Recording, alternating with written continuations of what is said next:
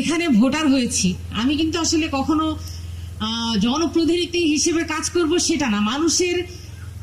মানুষের মনের মাঝে পৌঁছানোর জন্য, মানুষের কাছাকাছি যাওয়া, এটা আমার স্টুডেন্ট লাইফ থেকে আমি এই সংগ্রামী জীবন, এই লাইফ লিড করছি।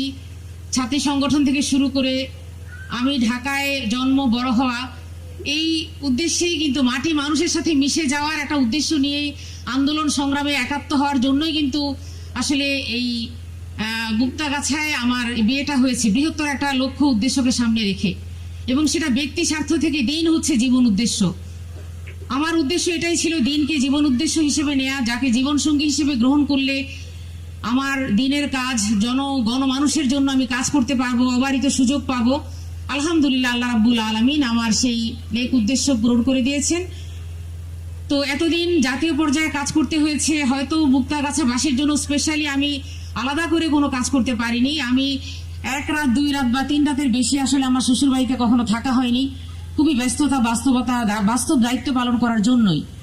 কিন্তু যখন থেকে দায়িত্ব এসেছে, আসলে এই দায়িত্ব তো আল্লাহর পক্ষ থেকে, আমরা কেউ দায়িত্ব নিজে চেয়ে নেই না, আল্লাহর পক্ষ থেকে দায়িত্বটা আসে। আর আমরা যারা ইসলামী আন্দোলনকে পছন্দ করি, নিজের ধ্যান জ্ঞান হিসেবে নিয়েছি, তারা জানি যে দায়িত্বটা হচ্ছে একটা আমানত।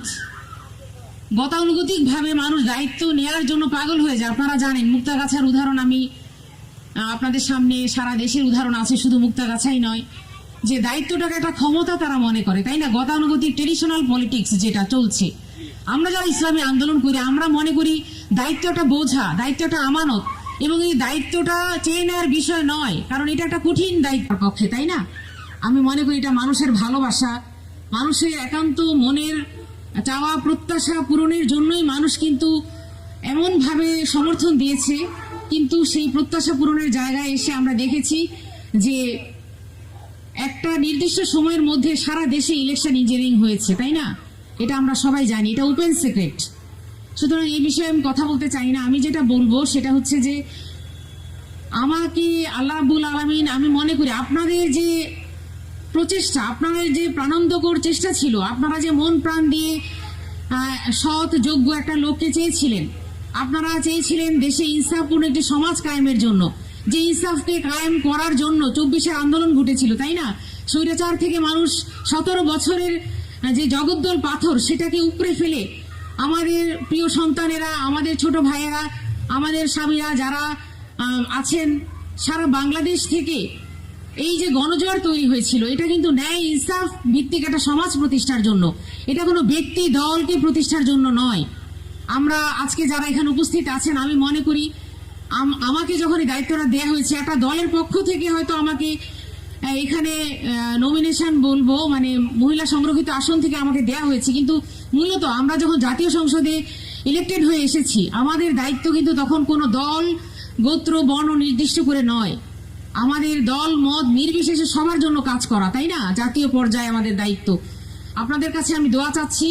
আসলে সংসদ সদস্য মানে আমরা মনে করি যে এলাকার উন্নয়ন করবে, তার রাস্তাঘাট করবে, রাস্তাঘাট বিনির্মাণ করবে, এইটুকুর মধ্যে আসলে সীমাবদ্ধ নয়। একজন জনপ্রতিনিধির প্রধান দায়িত্ব হচ্ছে সে পলিসি মেকিং এবং ডিসিশন মেকিং এর জায়গায় সে ভূমিকা রাখবে, অর্থাৎ সে ল মেকার, সে আইন প্রণেতা, সে রাষ্ট্রের জন্য কল্যাণকর ইনসাফপূর্ণ আইন প্রণয়ন করবে, আইনের পুনর্বিন্যাস, আইনের সংস্কার, এই বিষয়গুলো হচ্ছে তার মূল ডিউটি। আমরা জানি আমাদের দেশে নারী সমাজকে আসলে অবহেলিত করে রাখা হয়েছে। 51% নারী বাংলাদেশে, অর্থাৎ পুরুষের চেয়ে বেশি, অথচ এই নারী সমাজ সবচেয়ে বেশি অবহেলিত। নারীদের উন্নয়ন মানে একটা সমাজের উন্নয়ন। সেই জন্য আমরা নারী পুরুষ আলাদা ভেদাভেদ করে দেখবো না। আমি মনে করি আমরা সবাই একটা সমাজে একটা পাখির ন্যায় দুটো পাখা, একটা পাখিকে উড়তে গেলে যেমন দুটো পাখার দরকার হয়, তেমনি এই সমাজকে কাঙ্ক্ষিত লক্ষ্যপানে পৌঁছানোর জন্য আমাদের নারী এবং পুরুষের উভয়ের ভূমিকার দরকার। আমি আশা করব আপনারা সবাই সহযোগিতা করবেন। মুক্তাগাছায় অনেক আমাদের সম্মানিত আলোচকরা বলেছেন অনেক কিছুই নেই, এখানে রাস্তাঘাট ভালো নেই, জলাবদ্ধতা, এটা সেটা অনেক কিছু বললেন, কিন্তু আমি মনে করি মুক্তাগাছায় অনেক কিছু আছে। পজিটিভ, বি পজিটিভ, আমাদের পজিটিভ হতে হবে, তাই না? আমাদের যে জনসম্পদ রয়েছে, আমাদের যে তারুণ্যের শক্তি রয়েছে, মুক্তাগাছার যে ঐতিহ্য রয়েছে, এত পুরনো একটি থানা মুক্তাগাছা সারা বাংলাদেশের মধ্যে, তারপরে এখানে অনেক ঐতিহ্যবাহী অনেক বিষয়গুলো আছে, এগুলোকে যদি আমরা প্রায়োরিটি দিয়ে এখানে আমরা মুক্তাগাছাকে গঠন করার জন্য সমন্বিতভাবে চেষ্টা করি, তাহলে আমি মনে করি মুক্তাগাছা বাংলাদেশের 1 নম্বর একটি থানা হিসেবে সারা বাংলাদেশে মডেল হিসেবে আমরা নিয়ে যেতে পারবো ইনশাআল্লাহ।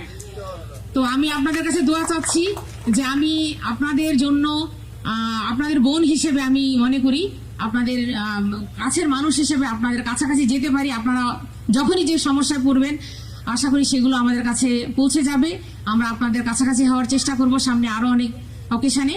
তো আপনাদের পক্ষ থেকে যে কোনো ধরনের সহযোগিতা, আমার পক্ষ থেকে কোনো মানে হেজিটেশন থাকবে না আমাকে পৌঁছানোর ক্ষেত্রে। আশা করি আপনারা সেভাবেই আপনাদের বোন মনে করে, আপনাদেরই একজন মানুষ মনে করে, কারণ আমি কিন্তু ঢাকায় জন্ম বড়, আমার এলাকা হচ্ছে আমি উত্তরায় থাকি, সেখানে আমি স্থানীয়, আমি কিন্তু সেখানে কিন্তু ভোটার হইনি, আমি ভোটার হয়েছি এই মুক্তাগাছাকে ভালোবাসি বলে। এই আমি যদি মৃত্যুবরণ করি তাহলে আমার কবর কিন্তু এই মুক্তাগাছায় হবে, তাই না? সুতরাং এই যেখানে আমার মাটি, যেখানে আমার কবর হবে সেই এলাকাটাকেই কিন্তু দায়িত্ব বেশি আমি মনে করেছি এবং সেটাকেই প্রায়োরিটি দিয়েছি।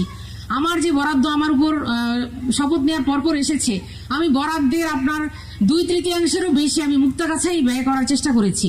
আপনারা দোয়া করবেন আমরা যেন ইনসাফ ভিত্তিক সমাজ প্রতিষ্ঠা করার জন্য যে ধরনের লোক বল দরকার, আমরা সবাইকে যদি মুক্তাগাছাকে ম্যান পাওয়ার হিসেবে আমাদের তরুণ শক্তিকে কাজে লাগাতে পারি, তাদেরকে দক্ষতা ভিত্তিক উন্নয়ন, তাদের দক্ষতা বাড়ানো, স্কিল ডেভেলপমেন্ট প্রোগ্রামগুলো আমরা নিতে পারি, নারীদের কর্মসংস্থানমূলক কর্মসূচিগুলো আমরা নিতে পারি এবং সমাজকে মাদক মুক্ত, সমাজকে দুর্নীতি মুক্ত করার জন্য সমন্বিত প্রচেষ্টা দরকার। আমি সবার কাছে দোয়া চাচ্ছি।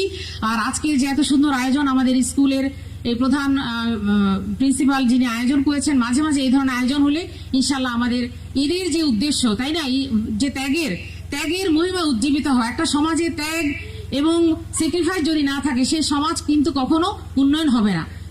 পরস্পরের জন্য আমরা ত্যাগ করব, স্যাক্রিফাইস করব। ঈদুল আজহা আমাদের সে শিক্ষা দেয়, সবাইকে সাথে নিয়ে আমরা সুখে থাকবো, দুঃখে থাকলে সবাইকে নিয়ে আমরা দুঃখ ভাগ করে নিব ইনশাল্লাহ।